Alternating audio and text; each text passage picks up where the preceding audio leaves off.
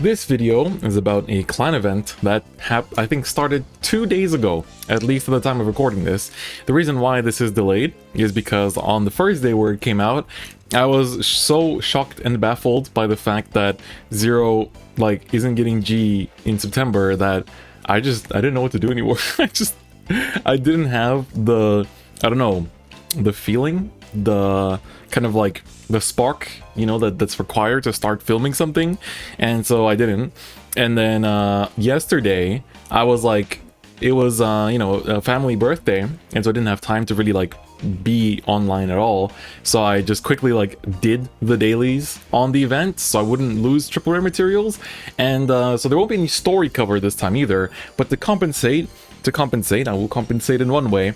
I will show you example deck lists for the two clans at the end of this. They are strictly examples, and they're very much like day one decks type of stuff, so don't expect too much, but you can at least expect something to compensate. So hello guys, welcome. I hope you're doing well. Today we're going to take a look at the clan event that is happening right now, which is a dual clan event for both Megacolony as well as Granblue.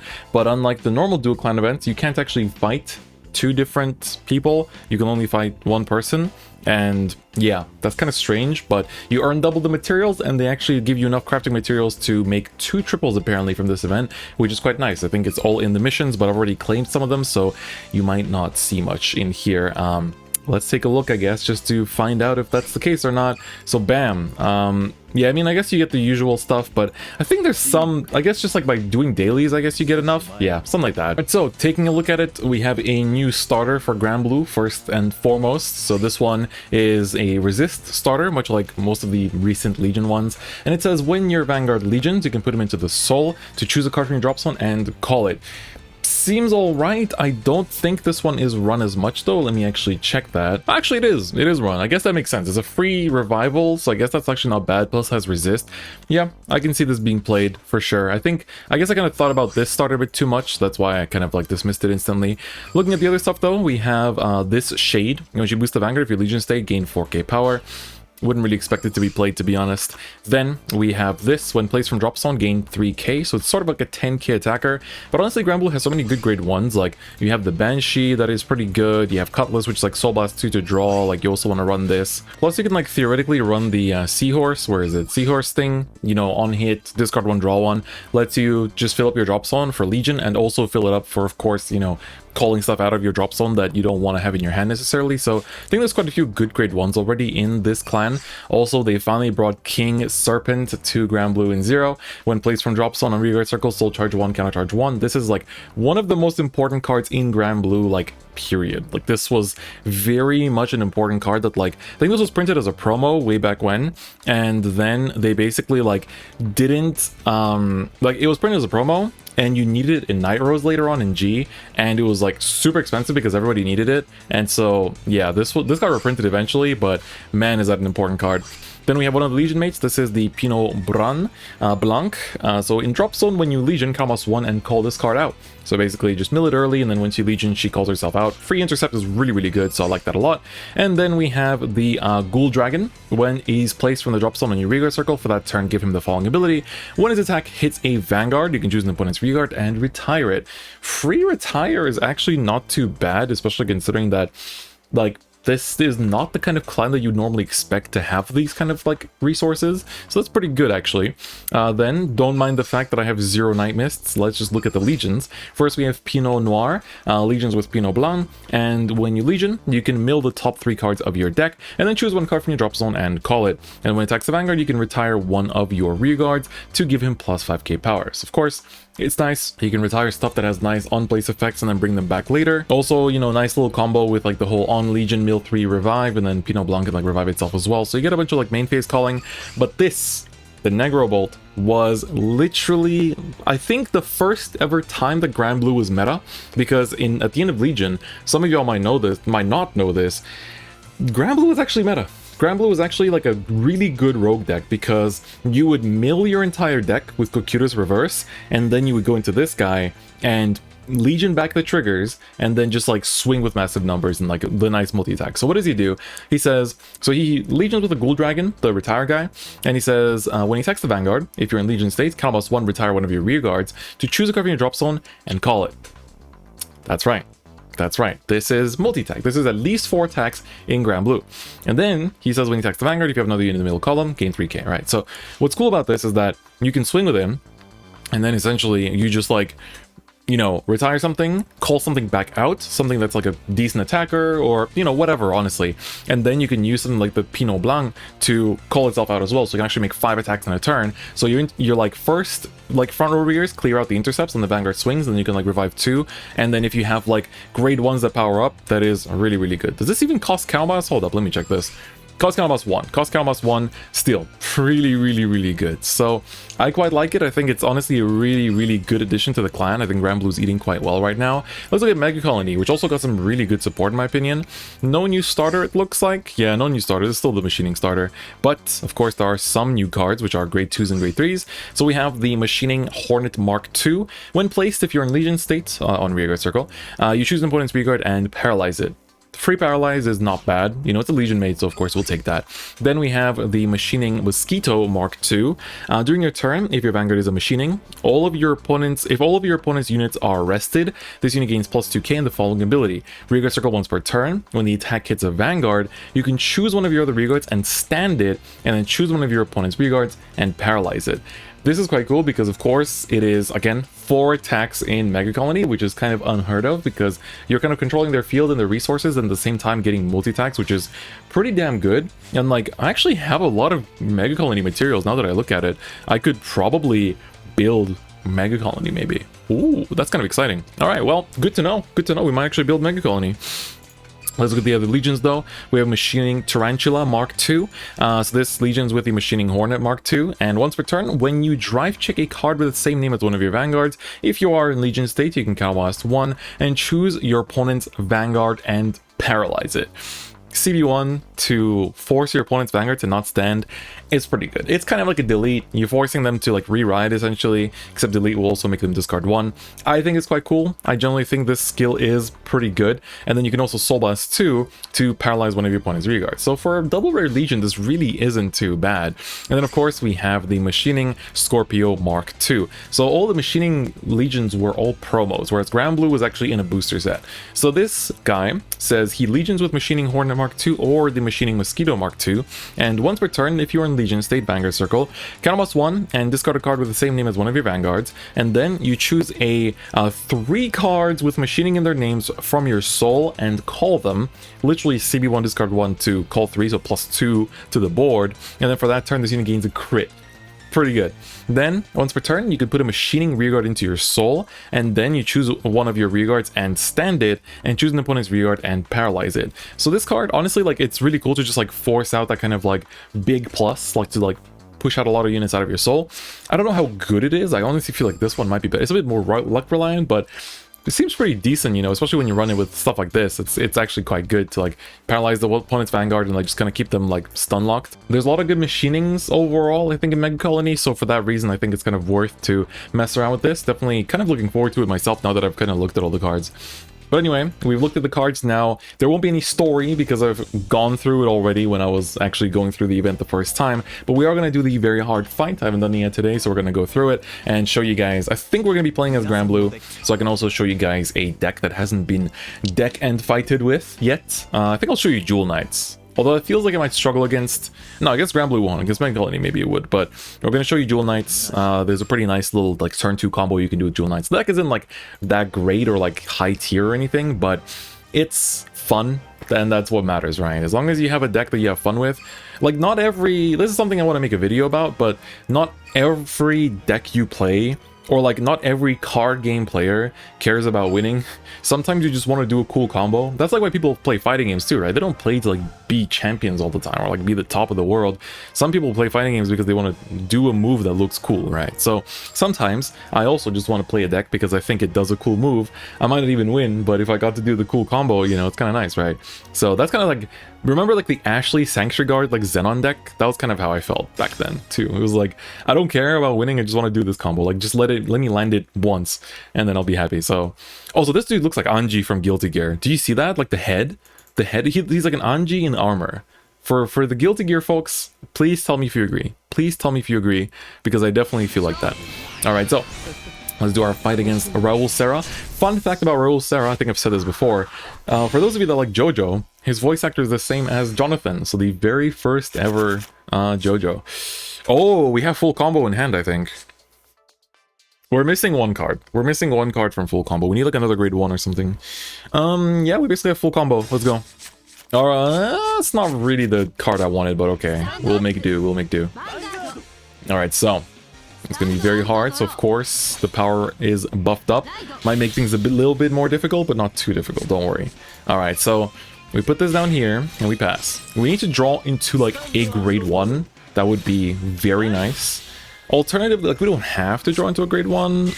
We could theoretically like, I guess a grade 2 works too. I don't know, you'll see, you'll see, you'll see. Ooh, what is this? Why are you running the Child Frank? Child Frank does not seem like a very good card. Alright, we can actually ride the Swordman. We have way too many of them right now, so we can actually get rid of it. And then what we do is we call this down. And then we call... let's see. How should we do this? It's 9k. So we're gonna have to... we sort of need another grade 1 here. Okay, let's call the Swordman first. Call the Swordman first, and then use the Prismy to discard something and filter. Yeah, we use Prismy here. Use Prismy here. Alright. Then we'll use Prismy to drop this. No, Swordman's really good. We'll drop the 12k attacker. I think Salaman's on my only grade 3, so I kind of need it. It's not the grade 1 I wanted. Alright. This thing needs me to have 4 more Jewel Knight rear guards, right? So of course if I use this I won't have it anymore. So I will actually call down the PG, I think. You know, we're playing in CPU. I don't really feel afraid when it comes to calling down a PG against CPU.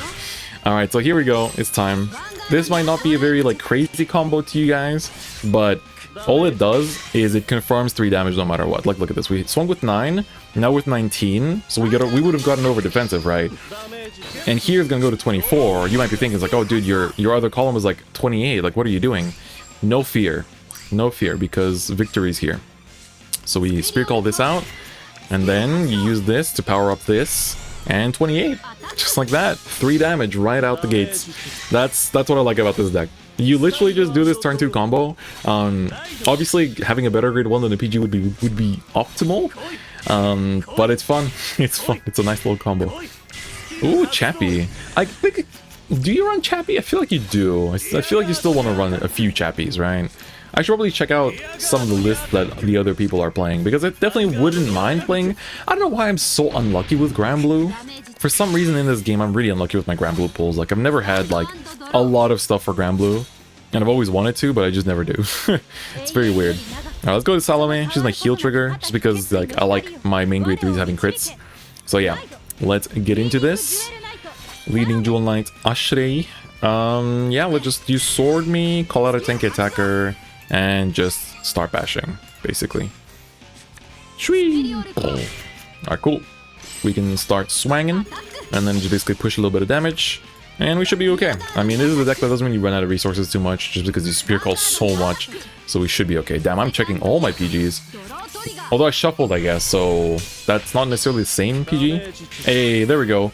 We're filming, and people come through with the follows. I appreciate it. I'm not even, like, streaming, as I said before. Oh. You can hear the Jonathan.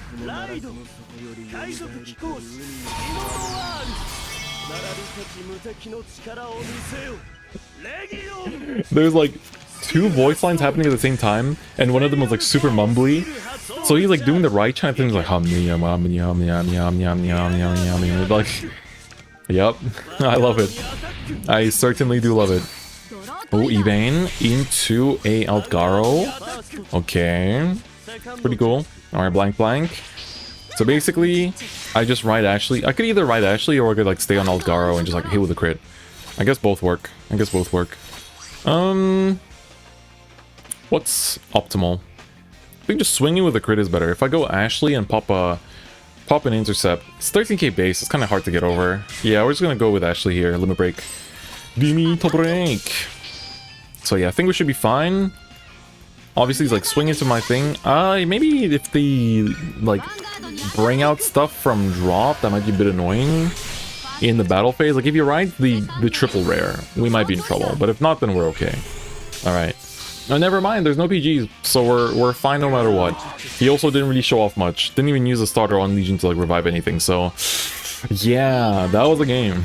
That was the game. This is still simple and easy, just like it always used to be. So yeah, that's the very hard fight, I suppose. Just wanted to show off. I guess we got to see like a ride animation. I guess that's kind of nice.